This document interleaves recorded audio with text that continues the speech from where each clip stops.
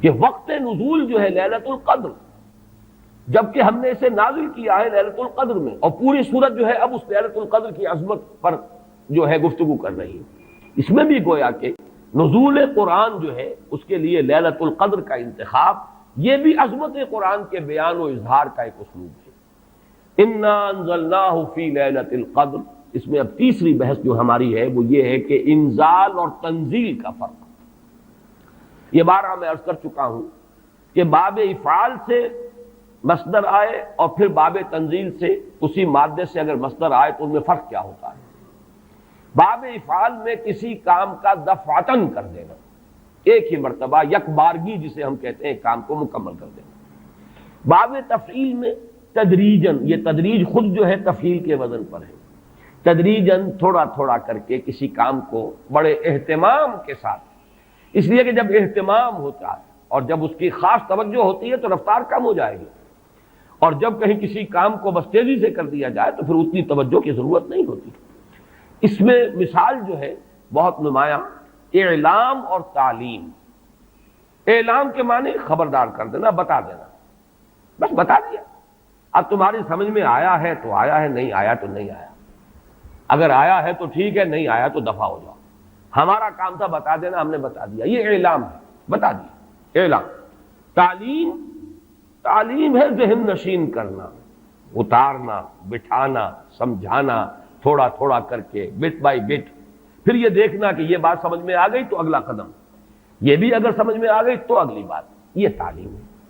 تو اسی طریقے سے جو اعلام اور تعلیم کا فرق ہے وہی فرق ہے انزال اور تنزیل کا۔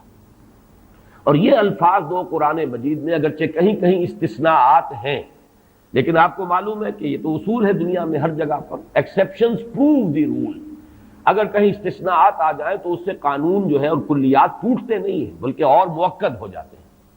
تو یہ بات نوٹ کر لیجئے کہ استثناءات تو اگرچہ ہیں انزال اور تنزیل کے استعمال میں، لیکن یہ کہ بالعموم یا یوں کہیے کہ قانون کے طور پر، ایک کلیے کے طور پر انزال کا لفظ آتا ہے قرآن مجید کا نزول یا تو آغاز نزول جو ہوا محمد الرسول اللہ صلی اللہ علیہ وسلم پر،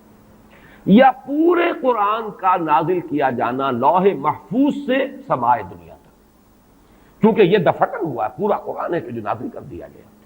یہ دونوں آراء جو ہیں ہمارے ہاں مفسرین کے ہاں موجود ہیں۔ انزلناہ فی لیلۃ القدر سے مراد یہ ہے کہ اس کا آغاز نزول ہوا ہے لیلۃ القدر میں۔ حضرت عبداللہ ابن عباس رضی اللہ تعالی عنہما، اور ظاہر بات ہے کہ ان کی رائے بہت زیادہ اہمیت کی حامل ہے، وہ حبر الامہ ہے، ان کے بارے میں حضور کی خصوصی دعا ہے، اللہم فقہہ فی الدین وعلمہ التاویل، اے اللہ اس نوجوان کو دین کا فہم اور تفقہ عطا فرما اور اسے تعویل اور تفسیر کا علم جو ہے بالخصوص وہ عطا فرما۔ تو حضرت عبداللہ ابن عباس اسی وجہ سے رضی اللہ تعالی عنہما حبر الامہ، حبر کہتے ہیں بہت بڑے عالم کو، حالانکہ وہ نوجوان تھے، لیکن یہ کہ ان کی رائے یہ ہے کہ اس سے مراد یہ ہے کہ پورا قرآن حکیم لوح محفوظ سے سمائے دنیا تک لیلۃ القدر میں نازل کر دیا گیا۔ یہ کام دفعتاً ہوا، اسی لیے لفظ انزال آیا ہے۔ وہ لیلۃ القدر کا تذکرہ ہو رہا ہے تو انا انزلناہ فی لیلۃ القدر، پھر یہ کہ رمضان مبارک میں وہ لیلۃ القدر ہے تو شہر رمضان الذی انزل فیہ القرآن، یہاں پر جو مجہول کا صیغہ آیا وہی باب افعال سے آیا ہے۔ لیکن حضور پر جو قرآن کا نزول ہوا ہے تو سب کو معلوم ہے کہ 22 برس میں اس کی تکمیل ہوئی ہے، تھوڑا تھوڑا کر کے نازل ہوا ہے۔ پہلی آیتیں 5 نازل ہوئی جو ہم پڑھ چکے ہیں پچھلے درس میں،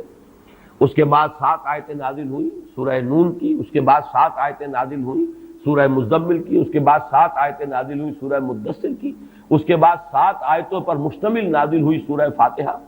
اس کے بعد 5 آیتیں پر مشتمل سورت نازل ہوئی سورۃ اللہب۔ تو یہ نجمن یہ تقریباً 22 برس میں جا کر اس کی تکمیل ہوئی ہے تنزیل کی۔ اب یہاں لفظ تنزیل ہوتا ہے، فَإِنَّهُ نَزَّلَهُ عَلَىٰ قَلْبِكَ، اے محمد آپ کے قلب پر جو ہے یہ تنزیل کے طور پر آیا ہے، نجمن آیا ہے، تھوڑا تھوڑا کر کے آیا ہے، رفتہ رفتہ آیا ہے، تدریجاً آیا ہے۔ بلکہ یہ بحث تو کئی بار آ چکی ہے کہ حضور کو تو اشتیاق رہتا تھا، آپ چاہتے تھے کہ جلدی جلدی قرآن نازل ہو، اور آپ جو ہے شکوہ بھی کرتے تھے حضرت جبرائیل سے کہ آپ دیر دیر سے اور وقفہ ڈال کر آتے ہیں، جس کی کہ پھر قرآن مجید میں ہی مذکور ہے سورہ مریم میں کہ ان کی طرف سے ایک وضاحت آئی ہے وَمَا نَتَنَزَّلُ إِلَّا بِأَمْرِ رَبِّكَ، اور پھر اس کے علاوہ دوسرے مقام پر وَلَا تَعْجَلْ بِالْقُرْآنِ مِن قَبْلِ أَن يُقْضَىٰ إِلَيْكَ وَحْيُهُ، اے نبی جلدی نہ کیجیے، قرآن مجید کی آپ پر تنزیل جو ہے اس کے اندر جو وقت اور جو اس کے اندر وقفے ہیں یہ اللہ تعالیٰ کی حکمت کے تحت ہیں، اور ان کے اندر حکمت مثمر ہے، لہذا آپ جلدی نہ کیجیے۔